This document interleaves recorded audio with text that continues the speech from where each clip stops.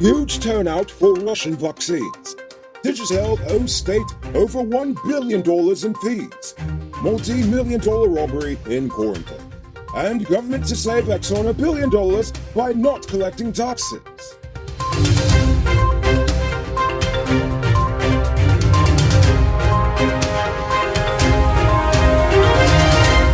I am Rico Bulford, and welcome to tonight's edition of Uncut News. Yesterday, Minister Anthony said it was first come, first served when it comes to the most recent shipment of Sputnik vaccines. And seeing as Guyanese never want to be the last to get anything, hundreds rushed vaccination sites across Guyana to get some of that sweet, sweet Rona juice into their arms, with some lining up as early as 5 a.m. to get the shot. Some 84,000 people are due for their second dose of the Sputnik V vaccine, so the 50,000 that was just received will definitely put a dent in that number. China National Offshore Oil Corporation Limited, which has a stake in the Starbuck block, says it plans to raise US $5.41 billion to fund several oil and gas projects. The funds will be used to finance the Payara oil field in Guyana. Yeah, I bet you didn't know they were offshore Guyana, but they are.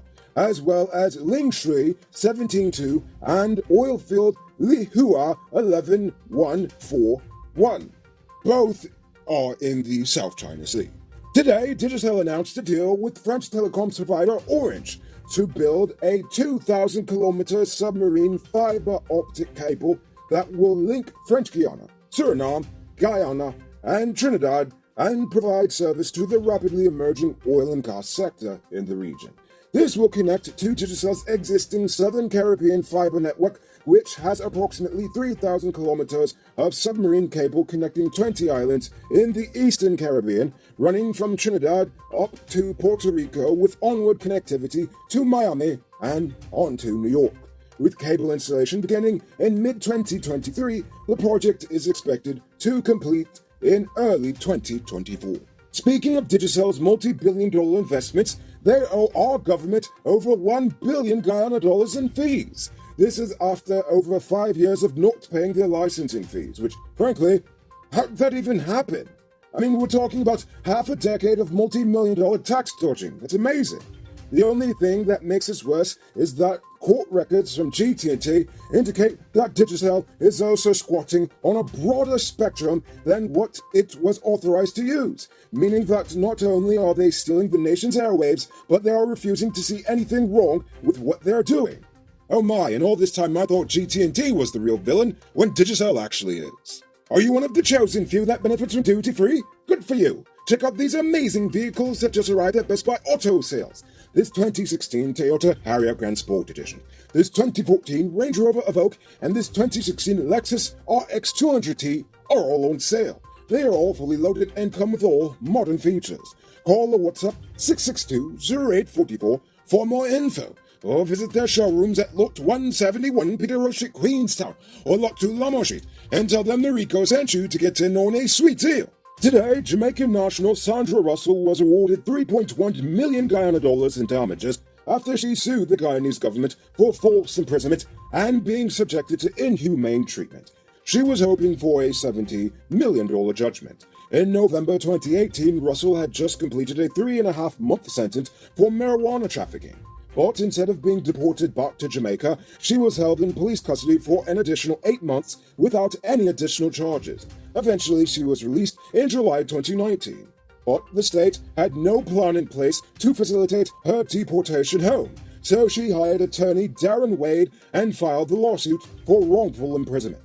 Early Tuesday morning, 3 unmasked bandits reportedly broke into an electronics store in Springland's Core Riverton and carted off with about $2 million in cash and about $5 million in mobile phones. Zabir Hussein, the owner of the establishment, said the stolen money was to be used for the expansion of the store. Nevertheless, he suspects that it might have been an inside job. One person remains in police custody while the cops continue to search for another 2 suspects. Last Sunday, Mahika resident Dion Dowden was given a sound thrashing from the relatives of a pedestrian whom he had run over with his car. That evening, Dowden had ran over 29-year-old pedestrian Anthony Dudrum at the KK service station.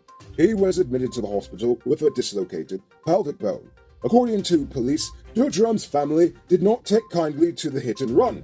Sometime after the accident, Dudrum's relatives caught up with Dowden and assaulted him.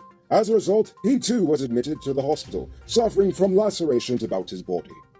Hey, I'm interrupting this program to let you know that not all truck parts are created equal. Some does work hard without any problems for a long time, while others does make your truck break down quick and got you running your pockets again. Get genuine high-quality parts from Powered Automotive Truck Spares and Engine Parts and extend the life of your repair. They're the authorized dealer in Guyana for Hammer USA products like brake valves, clutch discs, universal bearings, and others. Visit them at 1161 EE Eccles or call them on 697-0171. Powered Automotive, the #1 truck and engine parts store in Guyana. If you didn't know, well, now you know. It's now time for today's Rona Report. Today, the nation recorded 279 new cases. There are now 783 persons dead, 31 in the ICU, 3,926 in home isolation. The total number of confirmed cases around the nation now stands at 31,638. So please, people, wash your hands frequently. Avoid touching your nose and mouth and mask up before you leave the house. When you do leave home, try to avoid enclosed spaces and large crowds, and remember to give 6 feet of space between you and others. Now for a vaccination update.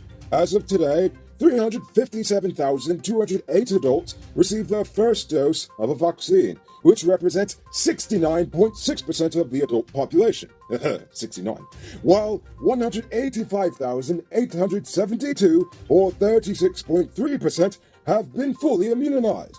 For children, 23,664 within the range of 12 to 17 have received a vaccine. Yesterday, one drug trafficker was put in police custody after he learned that jumping headfirst into the Demerara River is actually the most suspicious thing you can do when the police are on to you.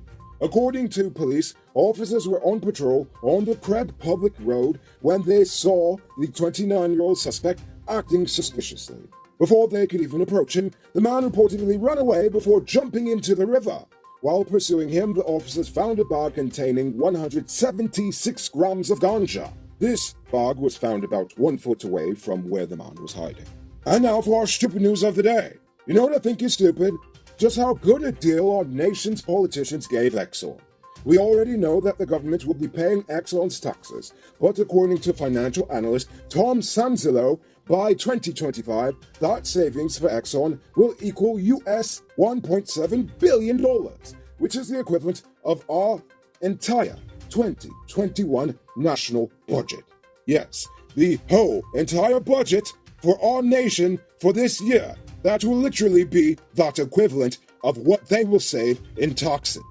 I just had to repeat that because I just genuinely think that's insane. In his most recent report, Sanzillo explained that according to the contract, Exxon's income is taxable, but it would be paid by the Minister of Natural Resources, who would then in turn pay the taxes to GRA from our share of the oil money. So, they don't have to get taxed again. They only get taxed once by America, but we don't get our share of the taxes. Now, I don't know about you, but this whole arrangement with Exxon is slowly starting to sound more like an oil curse than an oil blessing. It is upsetting to think about how many billions these corporations are going to continue to extract from our nation because it serves the interests of a few politicians and corporations in this country. So, like I said before, I'll say it again. It's time to renegotiate that oil contract, because accepting this current deal is, well, it's pretty stupid. Don't miss the grand 50% off sale and get a free 1-month digital Prime bundle plan. Available at City Mall, Starbucks Square, Regent and Light Street, Marcy Turkine, and Marcy Providence. Shop early, limited stocks available. Moving on to our Uncut News Views poll question of the day. Every day we pose a question about current events in the nation, the region, the diaspora, and how you feel it relates to us. So you give your responses in the comments and we'll read the best ones in the following episode. Yesterday's question was, how would you rate the health ministry's handling of the pandemic thus far? Tarifa Wolford said, I give the health minister a 5. Every day you see he talking something new. They're saying one thing and doing the other. Dwayne Johnson said, there must be a combined effort of the health sector to fully educate themselves on the virus, then educate others. At present, there is no confidence in the health sector, especially when it comes to the vaccines of themselves. they can't even tell us the statistics of those vaccinated and how many were hospitalized for an allergic reaction to it. We need to feel more encouraged, and that comes from proper information from proper doctors. Shreya Prasad said, "The health ministry is not doing a good job. They deserve an F. Close the country down for 2 weeks to get the recovery of people with the Rona down. That will help bring down the cases." And finally, Lorem Ipsum said, "The number one worst country is Peru with 5,943 deaths per million. Guyana is rated 74 with 983 deaths per million. The human mind has an innate bias against good news and in favor of bad news. People not getting or surviving COVID goes unnoticed. The Guyana Health Services are doing a good job." Well, I might disagree about the health services part, but I definitely agree about the whole thing about good news. People do have a bias against it. So, for tonight's question, this one is for the unvaccinated. Is there anything the state and private sector can do to convince you to take the shot? Or are you dead set in your mind that you are not taking it? Think about that question and tell us in the comments below. If your response is good enough, we just might feature it in our next episode. Anyway, that's all the time we have for tonight, and check us out tomorrow for another. Until then, I'm Rico Bulford saying good night, folks. Hey, Uncut News viewers, thanks for watching. You can subscribe by clicking on this button over here, or click over there for more news. You can also drop a comment to let me know if you've made it to the end of the video. Goodbye for now.